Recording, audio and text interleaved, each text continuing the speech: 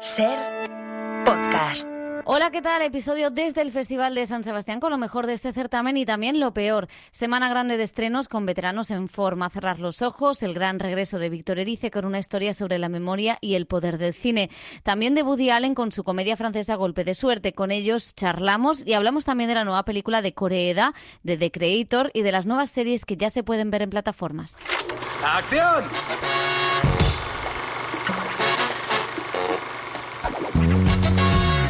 El cine en la SER con Pepa Blanes.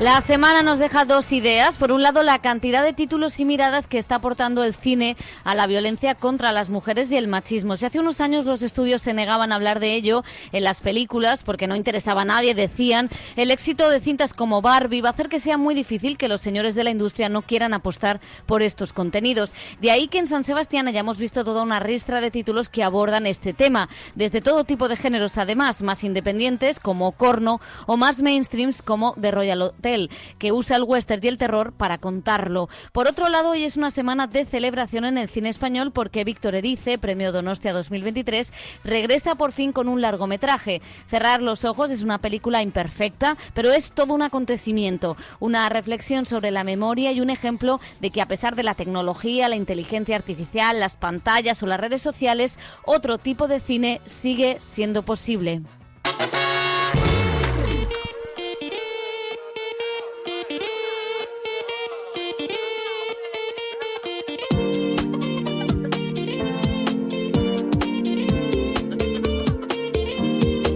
He's got the personality, not even gravity could ever hold him down. He's got the sexuality of a man who could take a room and drown it out. Yeah, inching closer to sunrise. Now we're standing eye to eye. I wanna tell you what's on my mind. Let's go. Abrimos el cine en la SER, Elio Castro, José Manuel Romero, ¿qué tal? ¿Cómo estáis? Hola. ¿Qué tal? Yo desde Madrid. ¿Qué tal está? Desde Madrid, José y yo desde Donosti, seguimos aquí cerrando ya la puerta final al festival. Tirándonos a la concha ya, prácticamente. Está también Carlos Guerrero, ¿qué tal? ¿Cómo estás? Hola, ¿qué tal? Muy bien. Aquí en Madrid también, Bien. con Elio. Bueno, no, menudo recochineo el de los que se han quedado a la retaguardia, José. Esto Sí. jamás lo vamos a perdonar. Bueno, solo deciros que bueno, estamos los cuatro felices y contentos porque una de las dos huelgas se ha cerrado, la otra pues pronto también acabará, esa huelga de guionistas, o sea que todo parece en la industria pues que vuelve un poco a ese camino. Que van a volver los guionistas a escribir, o seguramente que ahora van a vender todo lo que han escrito en estos meses de huelga, que seguro que han sido fructíferos para ellos y habrán estado, además de los piquetes, escribiendo. Y como decimos, pues parece que Hollywood va retomando poco a poco el pulso y se espera que la de actores en las próximas semanas se solvente. Y aquí en San Sebastián, pues la verdad es que ha sido un festival con mucha variedad de películas y con una sección oficial, Pepa, también muy variada, muy regular en algunos momentos, pero con películas interesantes. Sí, películas interesantes que irán apareciendo por los cines a lo largo de la temporada, y lo que decíamos, Eli, es que Venecia y San Sebastián nos permiten un poco ver lo que va a ser esta temporada, que no sé cómo la ves desde Madrid. Hombre, pues vamos a ver, todavía quedan de aquí a final de año una serie de títulos que se han visto no solamente en Venecia y en San Sebastián, pero en Cannes, ¿no? Está la película de Scorsese, que la estamos esperando como eso, agua de mayo. Y sí, este último trimestre pues se esperan los estrenos más importantes, y lo que decíais vosotros de la huelga que se soluciona, pues es que tendremos asegurada la temporada de premios, que eso siempre es muy interesante de ver, ¿no? Y de disfrutar. El cine en la SER con Pepa Blanes.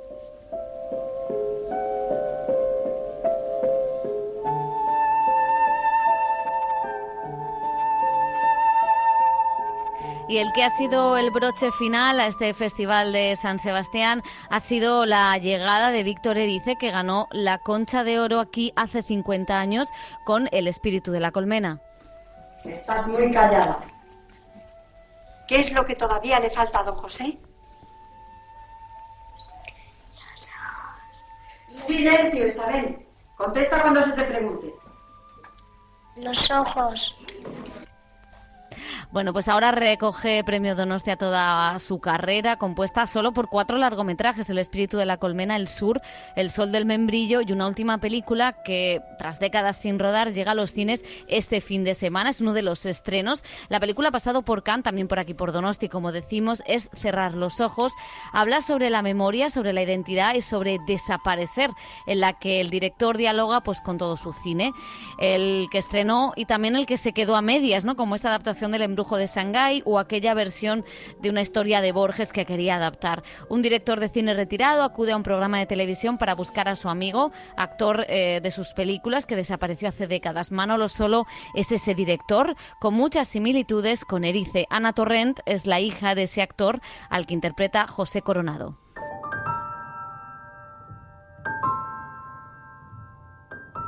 ¿Por qué la idea de Julio no pudo ser esa? Desaparecer, no dejar ni rastro en este mundo. No ya del actor, para eso están las películas, sino de la persona que fue en realidad. Ana Torrent, Manolo Solo, protagonistas de Cerrar los ojos, la película de Víctor Erice. ¿Qué tal? ¿Cómo estáis? Muy bien. Hola. Hola, ¿qué tal? Sincronizados. Sí, os veo muy sincronizados. Bueno, es un placer y un lujo teneros. He imaginado un montón de veces cómo pudo suceder. ¿El qué? La escena, el momento en que todo eso le pasó de pronto por la cabeza. La última noche de su vida. Una película de Víctor Erice, con lo que es y representa, y tantos años después de que haya hecho la última, pues es como sobre todo, o aparte de un privilegio y como una gran suerte, una gran responsabilidad también. Era una sensación que a mí me embargaba. O sea, decir, bueno,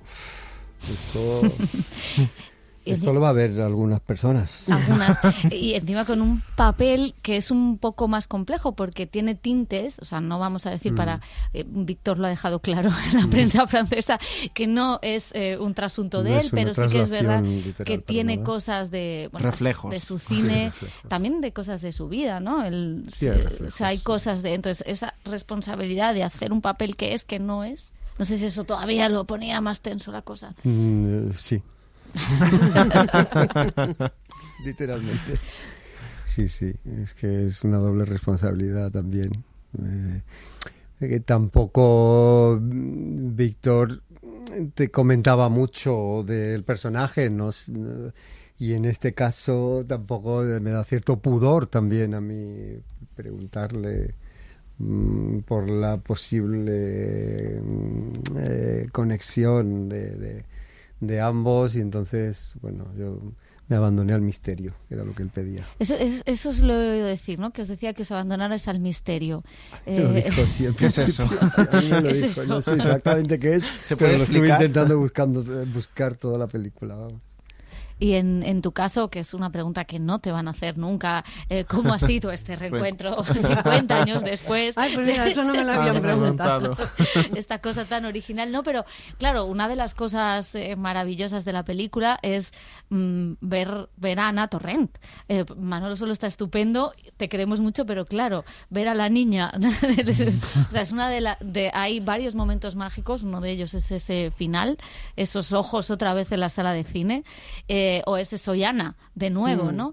Hombre, mi experiencia creo que ha sido muy, muy diferente. Bueno, primero porque el que tiene el papel difícil, la responsabilidad absoluta de esto es Manolo. Bueno, difícil es el que lleva es el otro peso, tema. pero lleva el peso de toda la película. En mi caso...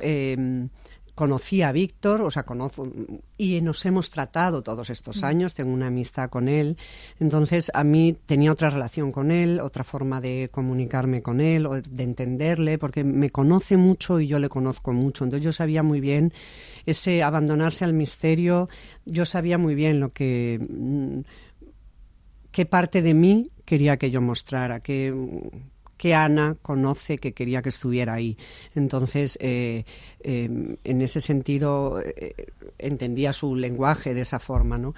Y luego, aparte, era un trabajo diferente porque era muy emocional en mi caso también. O sea, ha sido una experiencia, o sea, yo el primer día, aparte de estar trabajando con Víctor Erice, que son palabras mayores como director, y ser conscientes de que está rodando una película después de 30 años, me venía casi mi vida entera. O sea, es que el primer día que rodaba con él en el coche, yo le miraba y estaba como en una nube todo el rodaje. Estuve en una nube, era como, no me podía creer que estaba rodando con él una película 50 años después.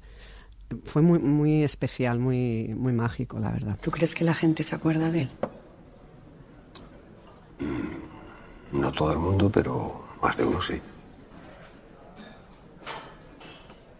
Nunca hemos hablado tú y yo de lo que pasó. Bueno, de lo que pudo pasar. Y tiene también el personaje, tu personaje, yo a veces pensaba, sobreanalizando, del oficio de actor, esa búsqueda permanente, ¿no? Y esa especie de búsqueda y buscar a alguien que ha desaparecido. El oficio de actor muchas veces nos dicen muchos actores que tienen esa búsqueda permanente y también momentos en los que necesitas desaparecer. ¿Es intelectualizarlo demasiado, no? Yo no hago esa conexión.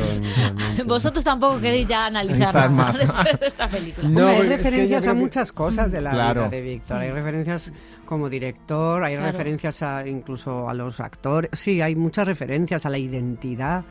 O sea, no es casual tampoco que la persona que desaparece es un actor, que tiene o sea, que jugamos con la identidad. O sea, mucho tiene que ver con el nombre, ¿no? ¿Qué significa un nombre? ¿Cuál es la identidad? Y con la persona que quieres ser o no quieres ser. O sea, claro. Igual el dolor que te produce tu propia identidad y el intentar salir de ella.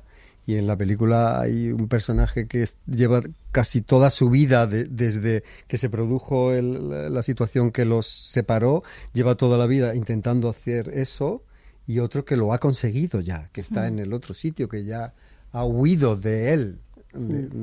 Ha conseguido huir. Sí hay un poco en los actores de eso, de buscar ser otro, y también un poco, yo reconozco, por lo menos lo asumo en mi caso, de que a lo mejor me dedico a esto porque igual no me gusta como yo soy también, que igual intento meterme en piel de otras personas, pero no me gusta del todo desaparecer por temporadas. Sí. Entonces... Y en el caso de Ana, que sí me gusta. No, lo de desaparecer. Porque es verdad que tú decías, bueno, si yo no llego a hacer El espíritu de la colmena, probablemente no hubiera llegado hasta aquí, ¿no? No es una profesión que ansiaras o que hubiera una pulsión. Creo que no. A ver, no sé a qué me hubiera dedicado, no lo sé, pero es verdad que una profesión que es de exponerse tanto y de mostrar tanto, mi naturaleza era tremendamente, enfermizamente tímida de niña. Entonces, en mi cabeza no cabe la lógica que yo me hubiera querido dedicarme a esto. O sea, yo huía de esas representaciones. Muchos actores de pequeños ya estaban en el teatro y hacían la función de... Yo jamás. Entonces, pero luego es verdad, como dice Manolo, que disfrutamos mucho metiéndonos en la piel de otros, quizá porque así no pensamos en las nuestras, ¿no? En nuestras cosas, ¿no? Es como, para mí es un alivio casi de la mente cuando trabajo, porque no estás en ti ya, estás en otra cosa. Es una terapia también. Es una terapia.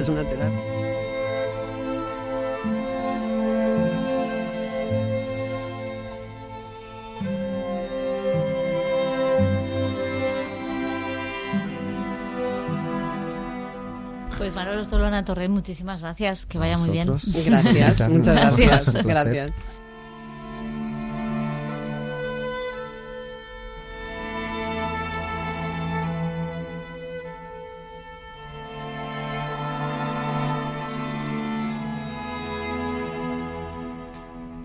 ¿Pero fue realmente así como sucedió? ¿Sabes qué? Seguí siendo un peliculero. Bueno, y ahora sí, se ha hablado mucho de la película de Víctor Erice, había mucha gente emocionada, mucha gente también, mucho hater. Elio, hater o amante. O amador. Bueno, amador del cine de Víctor Erice, me parece un cineasta espectacular, maravilloso. Es verdad que nos ha dado todo su talento con cuentagotas y que muchos pues podemos pensar, oye, nos hubiera gustado ver más películas de Víctor Erice que no se han dado muchas veces por las circunstancias y yo creo que también por el propio carácter de Víctor Erice, ¿no? Que se ha escondido, recluido en sí mismo, esperando pues que llegara el momento de hacer una nueva película. Y en el caso pues ha llegado esta que tiene todo el cine de Víctor Erice, pero yo creo que a cuentagotas, ¿no? Y es otro de los aspectos que se discuten muchísimo, ¿no? En el caso de Víctor Erice, pues ya sabemos lo que pasó con El Sur y sus, sus discusiones con... su largometraje. Sí, con su largometraje. En fin, bueno, que siempre yo creo que es bueno que haya ante estos directores, autores tan potentes, tan creativos, no sé si es bueno que haya alguien, como Elías Querejeta en su caso, que le conduzca, que le edite, que le corte y que haga una obra maestra como El Sur o antes como El Espíritu de la Colmena. Entonces, la película a mí me gusta, me parece que es demasiado alargada, pero que sí mantiene toda la magia, todo el cine, toda la esencia de lo que es el cine de Víctor Erice.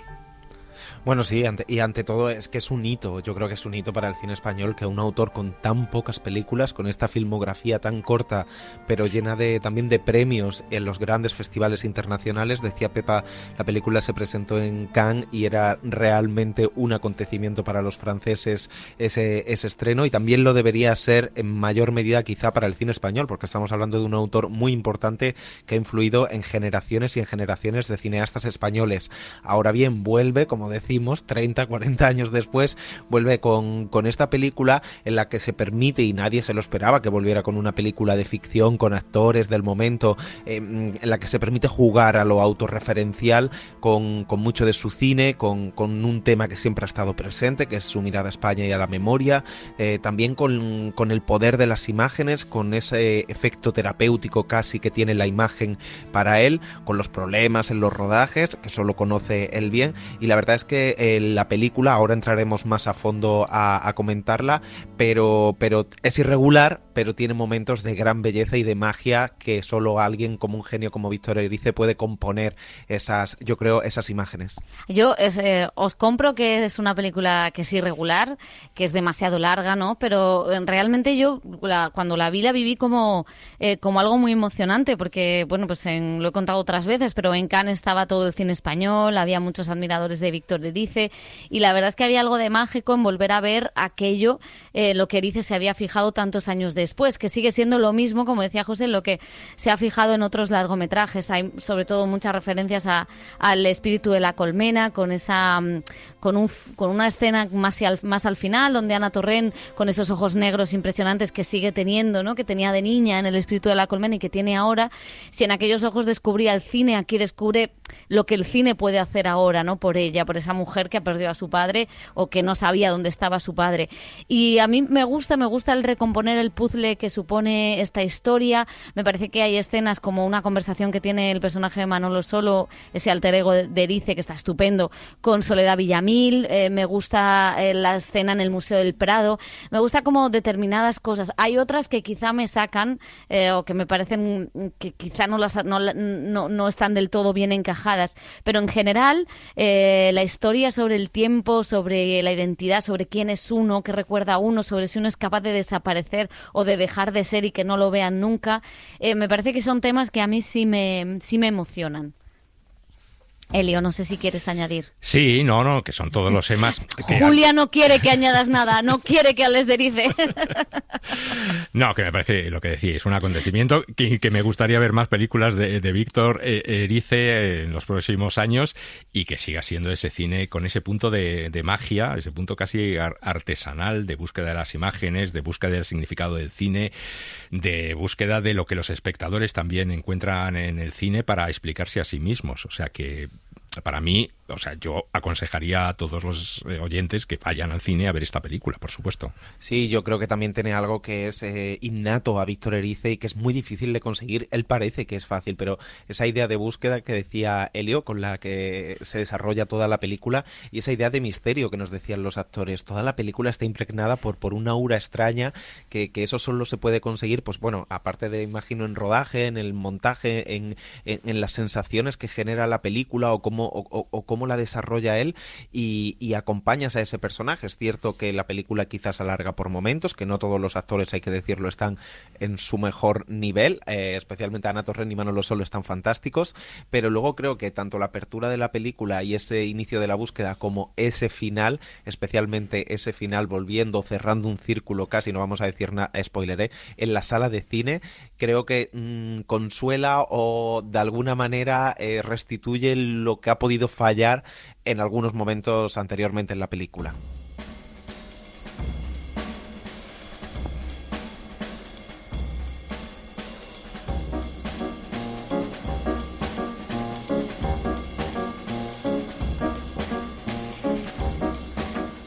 Y si alguien ha dedicado el jazz y el cine, ha mezclado el jazz y el cine, ese ha sido Woody Allen, cómico, escritor, músico, cineasta. La verdad es que el jazz ha sido la banda sonora de muchas de sus películas. A los 87 años acaba de estrenar la número 50. Es la primera que ha rodado en francés, Golpe de suerte, una comedia que puede leerse también como un reverso de Match Point, que habla de la suerte, de la fortuna y del amor.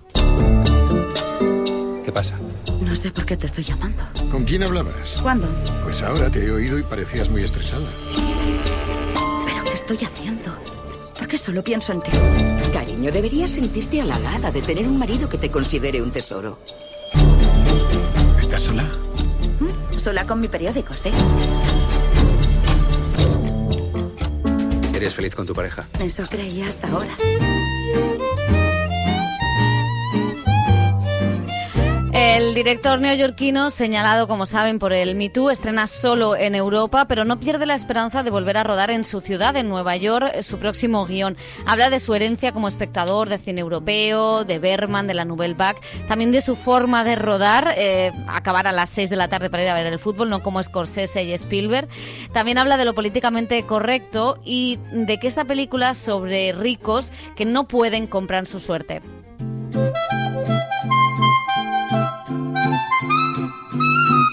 Not in the movie, but they spoke English as actors, so I could talk to them.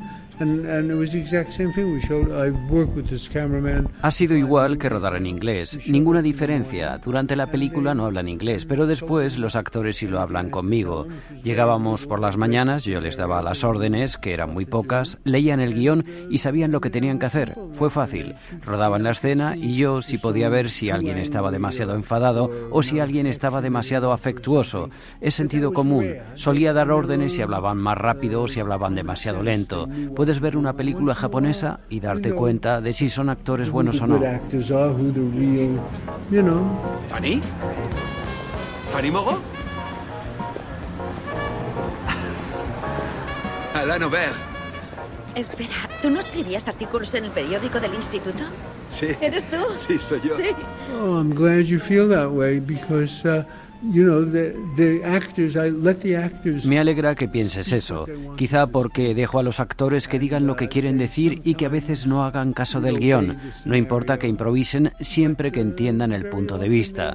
Si vas a decir a la chica que la amas, me da igual si usas mis palabras o las suyas. Lo importante es que el público se lo crea y muchas veces los actores se sienten más cómodos usando su lenguaje, diciéndolo como lo sienten, no leyendo lo que yo escribí. Eso es algo genial. And they did, and so you're responding to their idiom.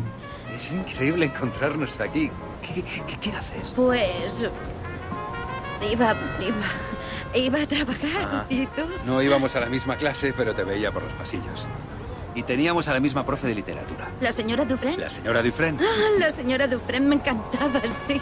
The most important thing is health. That's number one. Sí, los ricos tienen mucha suerte. Lo más importante en la vida es tener salud. Eso está en el número 1, porque si no estás sano, nada más importa. Lo segundo más importante es la sabiduría y lo tercero es el dinero. Es importante en la vida tener suficiente dinero. No tienes por qué ser rico. Si lo eres, estupendo. Eso de tener dinero te permite sobrevivir en este mundo. Es bueno tener dinero para poder ir a un determinado restaurante o comprarte una casa en la playa o cosas así. Es genial. Un niño que nace en una familia que no tiene mucho dinero, que no puede elegir muchas cosas y donde todos tienen que trabajar, no es tan afortunado como un niño que nace en una familia que tiene dinero y pueden enviarla a buenas escuelas y pueden ir de vacaciones y pueden disfrutar más de la vida. Ahora, si el niño que nace en una familia rica tiene mala salud, o si es un estúpido, o si la familia es desagradable, eso es otra cosa. Entonces, si ambas son buenas familias, es mejor nacer en la rica. And one is poor and one is rich, it's better to be born to the rich one. ¿Ves? Todavía no lo he olvidado. Los recuerdos y las penas también. Sí. Jacques Prévert. ¿Ya nos llamaba a París? Sí. ¿A dónde ibas? A trabajar, iba a la oficina. ¿Trabajas aquí? ¿Vives aquí? Sí, pero tú no ibas en la otra dirección. Es lo bueno del oficio de escritor. Yo elijo mis horarios.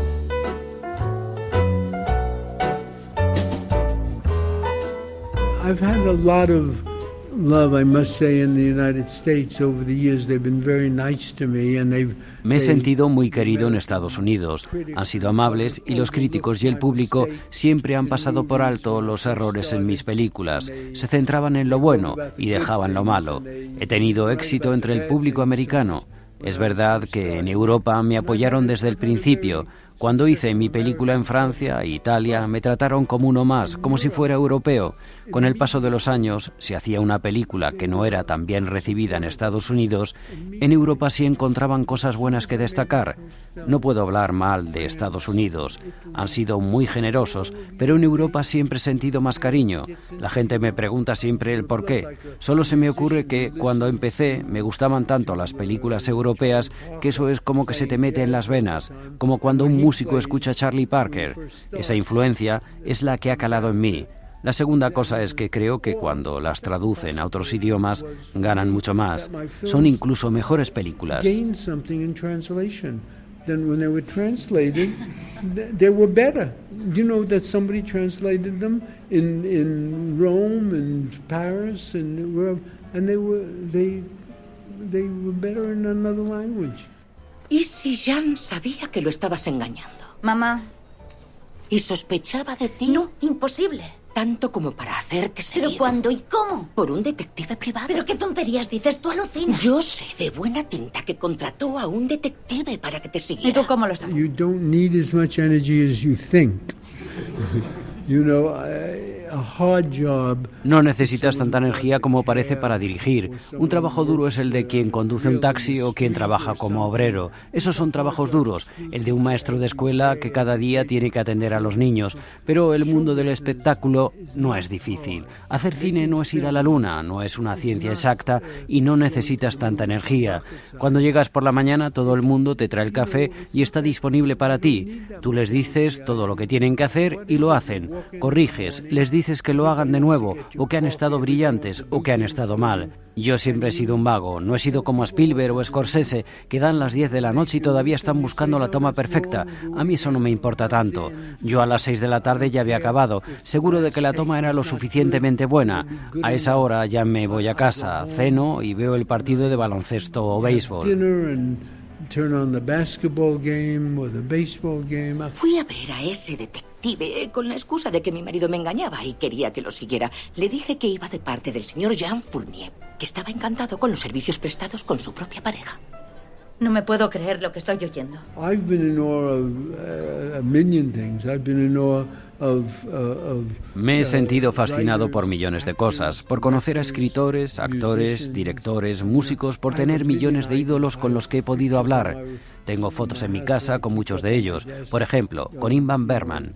Siempre me han maravillado los directores franceses, Fellini, Charlie Parker y otros músicos. Es mucha gente la que ha hecho mi vida maravillosa. Me siento muy afortunado de haber vivido en la misma época que Marlon Brando o que Muhammad Ali.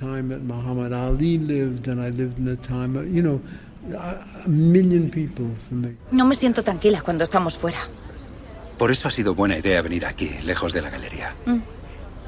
Nadie nos conoce. I think I was always copying European filmmakers. I was always Siempre he trying to copiado a do los cineastas what I saw. europeos. Yo lo que intentaba hacer era lo que vi hacer a Fellini y a Bergman. Me siento libre cuando ruedo en Europa. Por ejemplo, en Vicky Cristina Barcelona me encantaba cuando ellos se ponían a hablar en español. Yo me relajaba. Me lo pasé muy bien rodando esa película. Hubo momentos, escenas, sobre todo entre Penélope Cruz y Javier Bardem, que yo realmente todavía no sé qué dicen. Improvisaban, se gritaban, discutían. Yo no hablaba ni una palabra de español, pero los veía y era emocionante. Sentías la emoción. But I didn't have to know. If the emotion is there, you know, it's there. Estoy comiendo en el parque. Me he comprado un sándwich. ¿Hace tan buen día? ¿Y estás sola? Sola con mi periódico, sí. ¿Quieres que vaya? No, no merece la pena. Ya he terminado. Solo quería tomar un poco el aire. Vale, pues que pases buena tarde. Yes, I think we're going through a period, certainly in the United States. I don't know about here. In the United States, a period where people are offended all the time. Estamos atravesando un periodo en los Estados Unidos, no sé si aquí es igual, en el que la gente se ofende continuamente. Por ejemplo, esto que ha pasado con La nariz de Bradley Cooper. El chico hace una película que no he visto, pero he oído que es muy buena. Y se han ofendido. No había en eso ni rastro de antisemitismo, ni rastro. Siempre va a haber unas voces que parecen fuertes, pero son una pequeña minoría. Y la prensa ama a esa gente, porque de repente les da un titular muy rápido. En Estados Unidos eso pasa demasiado. So, you know, in the United States, there's a lot of that going on, a lot of...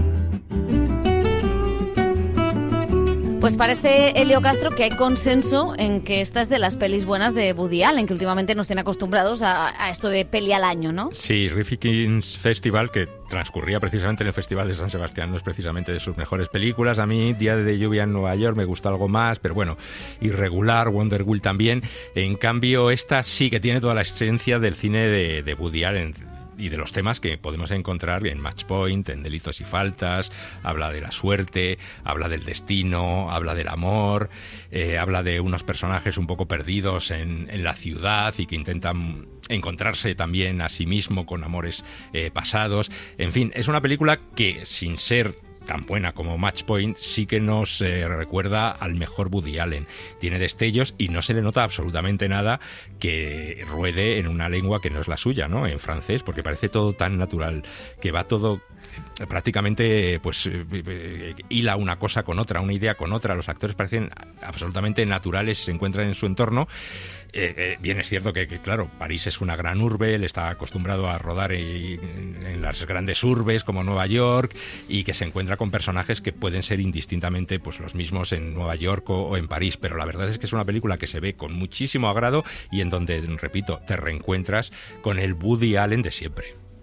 Sí, decías, los actores son Valérie Lemercier, Melville Poupeau o Lou Delage, que son los actores franceses que finalmente se pusieron a las órdenes de Woody Allen, con esa iluminación que la ciudad parece todavía más bonita, ¿no?, de Vittorio Storaro, que hizo un speech en Venecia defendiendo la fotografía. Y yo estoy de acuerdo, me parece que es una película ágil, con humor, con un final. Yo creo que la genialidad de la película, que bueno, quizá no tiene pues esas grandes escenas, ¿no?, de meter a Marsan McLuhan o de que el niño salga de la propia clase y hable a cámara, ¿no?, como tenía en Annie Hall o en Desmontando a Harry. Ese tipo de genialidades, pues bueno, es un director de 87 años y evidentemente todo es más convencional, el mundo ha cambiado, pero aún así la película me parece que es divertida, que se ve muy bien, que tiene esta reflexión sobre la suerte, sobre si un rico puede al final comprarse la suerte o no, o puede acabar igual de mal que todos los demás. También sobre el amor y el desamor, sobre los celos.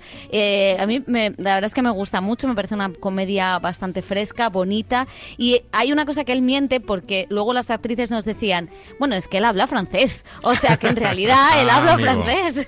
Hombre, algo debe hablar francés, sobre todo por la cantidad de cine francés con la que ha crecido y con la que ha visto a lo largo de su vida, que como escuchábamos en la entrevista, ha sido una de las grandes influencias de su cine desde que empezó, y que él quería hacer el cine que hacían los franceses. Y es otro de esos directores veteranos que, imagínate, con 50 películas a sus espaldas, que siempre parece que lo que hace es fácil, pero ¿cuántas comedias vemos al año españolas o francesas que intentan jugar a no a algo como Woody Allen, pero sí tratar temas que están en la filmografía de Woody Allen y el desastre que acaban siendo? No es tan fácil hacer una buena comedia, y cómo Woody Allen sigue manejando todos los elementos, la ayuda a la fotografía, el guión, los actores suelen estar bastante bien, haciendo una coreografía también de humor, pero emocional, pero que saben trascender eso. Y aquí me gusta también cómo introduce la intriga, que también está en otras de sus comedias, el espionaje casi, el juego de detectives. Como hacía en Misterioso Asesinato en Manhattan. Claro, cuando luego vuelve la suegra, esas figuras, esas encuentros furtivos por la ciudad que también tienen mucho encanto y que le dan mucho juego a la película, esa sensación de pose de la alta burguesía francesa y sus tonterías. El aburrimiento. Total, y sus casas de campo en los fines de semana donde ella está absolutamente aburrida mientras él finge no estar aburrido. Cazan, mientras ellos cazan. Sí. Es un poco la diferencia entre un mundo intelectual y más intenso y el mundo superficial que tienen estas élites, ¿no? O sea, que luego tiene muchas capas la película, y lo importante, que funciona como un rato estupendo de cine, y a mí me gusta muchísimo. Bueno, pues vamos con el tercer estreno, que es Monstruo, del japonés Koreeda. Es uno de los grandes directores del cine de autor, ganador de la Palma de Oro con Un asunto de familia.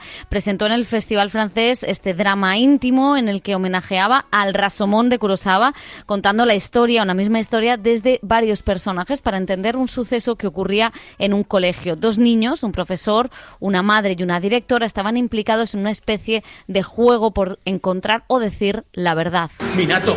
¡Para! Discúlpate. Lo siento mucho.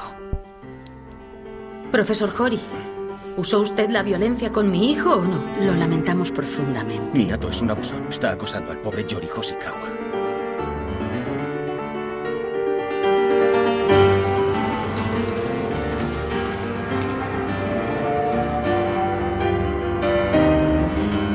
No sé si esta es una película sobre, de alguna manera, la manera en que tiene Koreeda de acercarse al debate de las fake news. Sí, la verdad es que trata de cómo un asunto de bullying puede ser mirado de distintas maneras, y que la verdad absoluta a lo mejor no existe, sino que también es un poco como nosotros miramos, o desde nuestros diferentes puntos de vista nos acercamos a un tema para extraer de la verdad. A mí es una película que me ha gustado también durante gran parte del metraje. Me parece que tiene una capacidad para tratar el tema de los niños, de la infancia, de la relación con los padres, de la relación de los niños con el colegio, con sus profesores, que es absolutamente admirable. Lo único que me gusta menos de esta película es el final, ¿no? A diferencia de la película de Un asunto de familia, que tiene un final que me conmueve cada vez que lo veo y casi te hace llorar, aquí me deja este final un poco frío y desconcertante. Pues fíjate, a mí me gusta ese desconcierto. No, a mí es que yo, Koreeda no siempre me acaba de apasionar, ¿no? Y hay películas suyas que, como siempre, están en un fino hilo entre que, podríamos decirlo burdamente, ni machismo ni feminismo. A mí a veces me genera, ¿no? Que entiendo que es lo que quiere hacer, ¿no? El ampliar y el dar varias versiones de un mismo caso. Pero en esta me gusta lo que hace. Me parece que lo hace con una sensibilidad muy bonita, el contar la historia de amistad de estos niños, el llevar al espectador por varias opiniones durante la película y finalmente hacer este final, ¿no? Esa figura del profesor, distintos elementos, el cómo recomponer la historia. Me parece que además, después de haber hecho, decíamos siempre, cómo es la de Koreeda, la misma película que siempre, ¿no? Que era una cosa que también se dice muchas veces de Woody Allen, que ha hecho la misma de siempre, ¿no? Y sin embargo, como aquí el propio director se sabe reinventar, sabe hacer este homenaje al cine japonés, sabe mirar a estos personajes, a un tema como el de los abusos, contado desde, como digo, desde una sensibilidad y una intimidad muy bonita. O sea que yo compro mucho esta película sin que yo sea la fan de Koreeda number one, también te digo. A mí me gusta bastante, me gusta mucho esta propuesta de Koreeda, que también tiene algo de simbólico, ¿no? Porque vuelve después de 2 películas a rodar a Japón y es la mejor de sus últimas 3 películas, después de Broker y de esta que salió a Francia a rodear con Juliette Binoche y Catherine Deneuve, y la verdad es que vuelve como a una esencia, ¿no? Porque esas familias, pero también el entorno, esos entornos no tan abiertos, cerrados, y cómo lo plantea, como decimos, abordándolo desde 3 puntos de vista, que indudablemente cuando estás en la primera historia dices, ¿hasta cuándo va a poder estirar esto? Porque no sabes que te va a cambiar el punto de vista, ¿no? Hasta que utiliza un incendio como punto de partida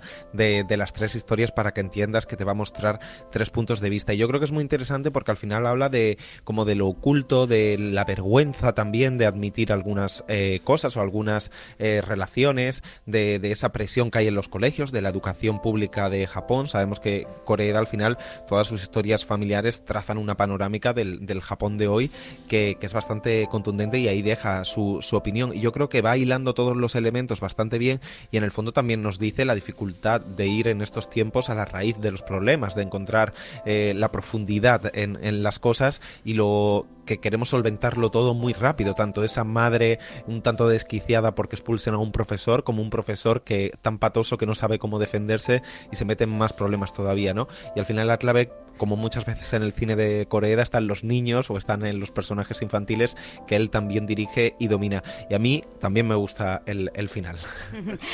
Koreeda, que es uno de los asiduos al Festival de San Sebastián, y este año, que estaba su película en Perlas, le hemos echado, la verdad, que de menos. Y bueno, tenemos también estreno americano, que aunque hemos empezado con el cine español, esta película francesa de Woody Allen, Koreeda desde Japón, pues nos vamos a Estados Unidos. Ahí nos traen The Creator, que es una historia de ciencia ficción que nos sitúa en una guerra en el futuro entre humanos y, ojo, inteligencia artificial, fuerzas especiales para matar al creador de esa nueva tecnología que, más que una ayuda, es una amenaza para la sociedad. John David Washington, Allison Janney y Ken Watanabe son los protagonistas. Cuando empezó la guerra, ellos me protegieron.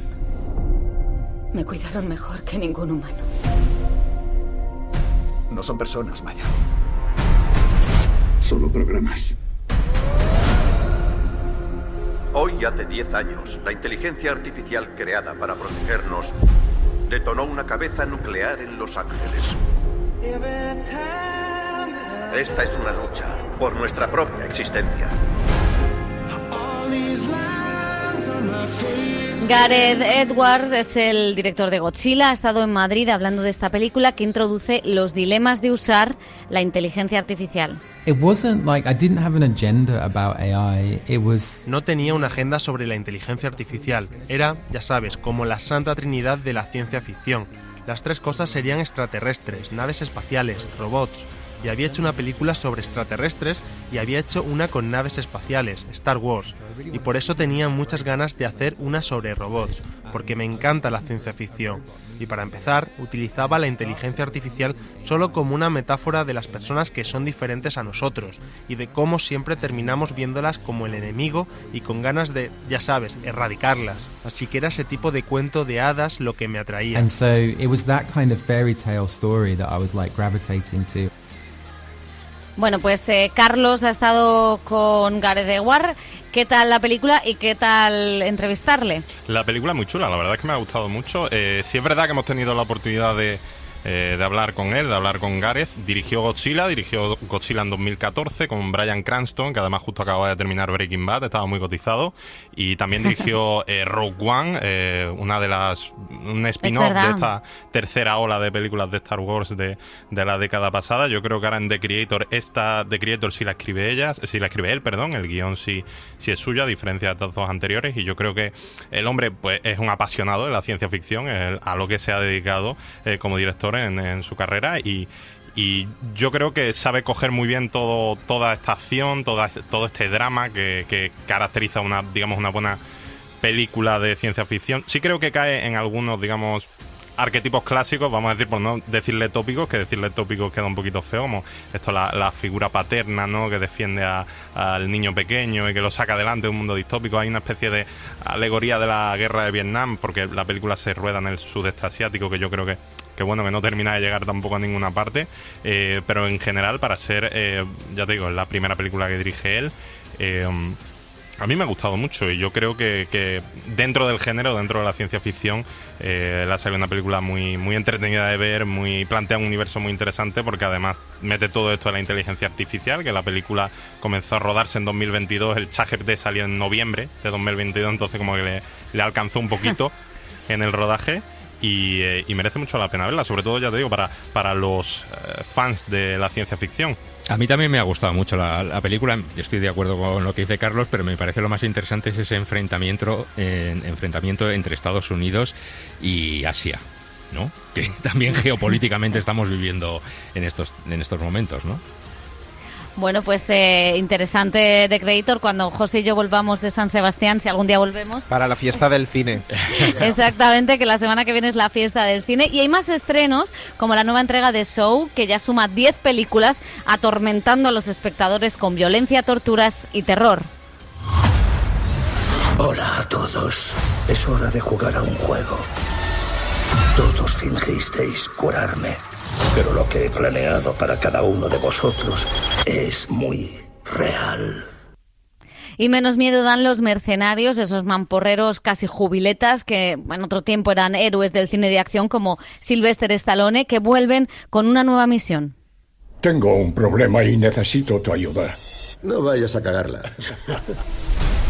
Unos terroristas se han hecho con los misiles nucleares de un carguero cerca de la costa. Si los lanzan, se desatará la Tercera Guerra Mundial. Y del cine español tenemos adaptación teatral a la gran pantalla, un texto del dramaturgo Alfredo Sanzol que adaptó Vicente Villanueva. Emma Suárez es una reina que odia a los hombres porque le han quitado su libertad. Junto a ella, Gonzalo de Castro o jóvenes actores como Carlos Cuevas y Fernando Guayar. Quizás conoceréis a una mujer. Disfrutaréis de su belleza, de su dulce compañía y de su inteligencia sutil. Siendo vos un hombre, no necesita mi espíritu conocer mujeres, porque a vuestro lado ya no me siento mitad, sino uno entero. El cine en la SER con Pepa Blanes.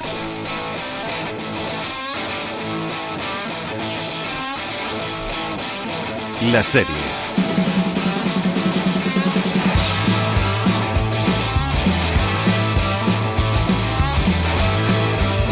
Y abrimos la sección de televisión con la persona más feliz en estos momentos después de que se haya acabado la huelga de guionistas. Dani Garrán, ¿qué tal? ¿Cómo estás? Bien, pues muy feliz, muy feliz. Imagínate, después de 5 meses de parón y temiendo ya por mi colaboración en este vuestro programa, a ver si ya retomamos la normalidad de flujo de series.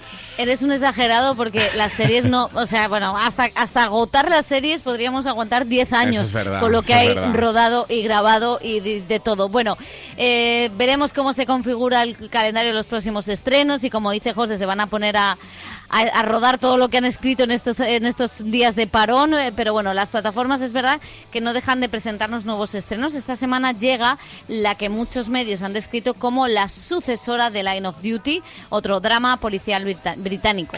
Sí, se llama Blue Lights y es una serie que sigue el día a día de una comisaría de la policía de Belfast desde el punto de vista de 3 novatos recién incorporados en periodo de prácticas. Ha llegado ya a Movistar Plus, está aclamada por público y crítica y se ha convertido en una de las 5 series más vistas en la BBC este año. Los agentes se enfrentan a bandas callejeras, narcotráfico local, organizaciones paramilitares, operativos encubiertos y problemas comunitarios. A Ángela y a su hijo los conocemos de hace años. No puedes solucionarles sus problemas. Hacemos lo que podemos en el día. Ya está, ahí se acaba el trabajo en el día. Si intentas hacer más, no durarás ni un año. No pasarás ni el periodo de prueba. ¿En serio?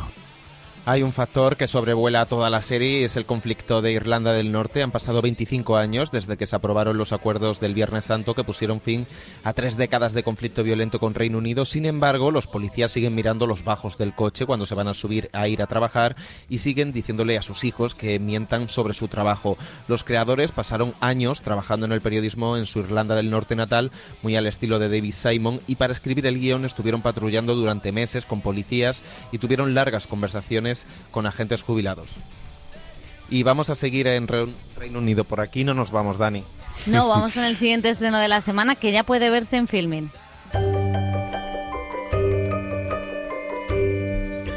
Sí, es El ladrón, su esposa y la canoa. Es una miniserie nominada al BAFTA que está basada en la sorprendente historia real de un hombre que fingió su propia muerte en un accidente de canoa para cobrar un seguro de vida.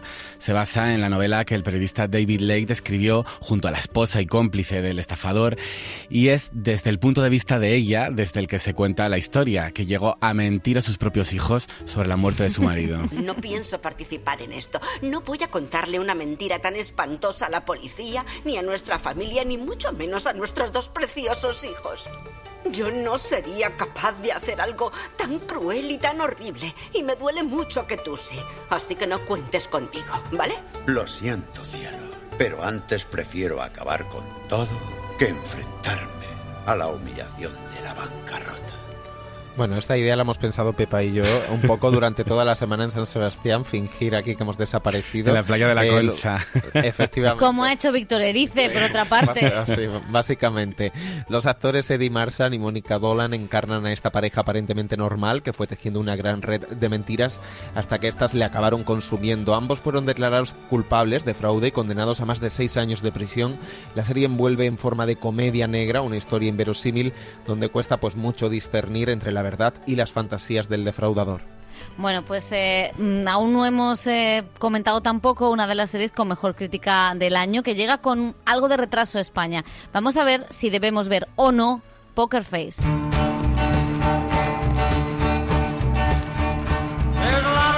Pues sí, ha tardado 8 meses en llegar a España desde su estreno en Estados Unidos, algo a lo que no estamos acostumbrados hoy en día. Poker Face lo hace a través de la plataforma Sky Showtime. Está creada por Rian Johnson, que se estrena en televisión después de Puñales por la espalda y su secuela, y está protagonizada y producida por Natasha Lyonne, conocida por Orange is the New Black, también autora de Russian Doll. La protagonista es una detective poco convencional que tiene un don que a veces puede ser una maldición. Siempre sabe cuando alguien miente. No lees las cartas. ¿Cómo podría hacerlo? Me lees a mí.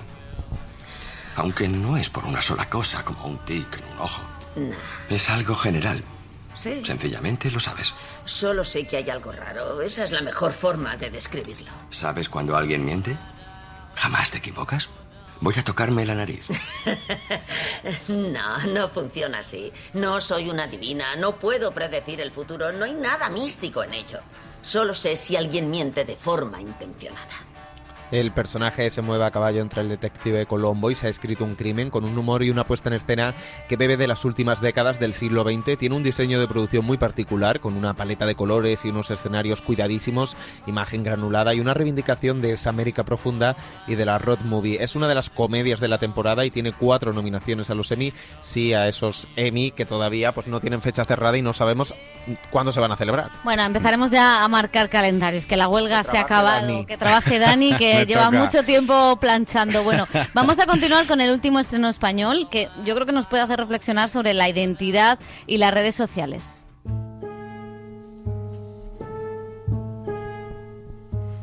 Sí, se llama Déjate ver, es el último estreno de A3 Player Premium, una historia sobre los cambios y la identidad que gira en torno a una joven que observa cómo su cuerpo va desapareciendo por una inexplicable razón. La actriz Macarena Sanz interpreta a esta joven que se quiere dedicar a la pintura, pero no encuentra su lugar en un mundo que se rige por las reglas sociales cada vez más superficiales. O sea que sí, que estoy... ¿Desapareciendo? Sí, eso parece. Tiene usted un principio de invisibilidad. ¿Y qué puedo hacer? ¿Hay algún tipo de solución? Pues identificar la causa y eliminarla, pero es difícil. Es una parábola que gira en torno a la búsqueda de uno mismo y la necesidad de trascender, creada por el cómico Álvaro Carmona, conocido en la ficción televisiva por el formato corto Gente Hablando, una serie que funciona como una metáfora que se acerca al absurdo y al surrealismo para hablar del postureo y de cómo no volverse invisibles en esta sociedad de estímulos. Nosotros también nos vamos a volver invisibles en Instagram, en redes sociales, pues estamos un poco hasta las narices. A partir del domingo. Sí, de tanto TikTok, tanto vídeo, que ha sido maravilloso. Una tregua para vosotros, por favor. Exactamente, gracias gracias, Dani, porque no teníamos nada que ver después de haber estado aquí. Hemos visto La Mesías, hemos visto El Otro Lado, así que ya hemos apuntado todas estas recomendaciones que nos has mandado. La próxima semana te damos abrazos en vivo y en directo, así que gracias a todos. Adiós.